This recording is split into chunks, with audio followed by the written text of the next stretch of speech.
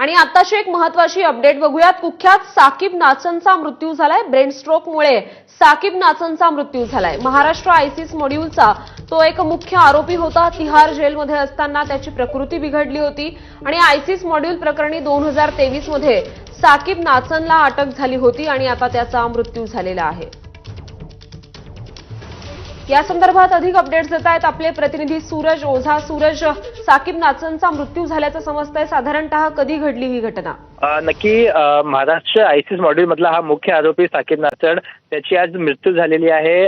सोमवारी त्याची तब्येत बिघडल्यानंतर त्याला दिल्लीतल्या दीनदयाल उपाध्याय या हॉस्पिटलमध्ये ऍडमिट करण्यात आला होता आणि याची माहिती लगेच साकीब नाचन याच्या कुटुंबियांना देण्यात आली होती।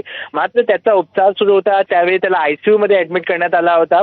तब्येत जी आहे खालवत होती दिवसेंदिवस आणि आज डॉक्टरने त्याला डेथ डिक्लेअर केलेला आहे आणि याची माहिती एजन्सीला दिली आणि त्याचबरोबर जे कुटुंबीय आहे त्यांनाही याची माहिती दिलेली आहे। तुम्हाला सांगतो की साकीब नाचनवर खूप गंभीर आरोप होते आयसिस मॉड्यूलच्या, किंवा तो दोनदा कन्व्हिक्टही देखील झाला होता। तर सध्या त्याची मृत्यू झाल्याचा एजन्सीने कन्फर्म केलेला आहे। बरं सूरज, धन्यवाद या सविस्तर माहितीसाठी।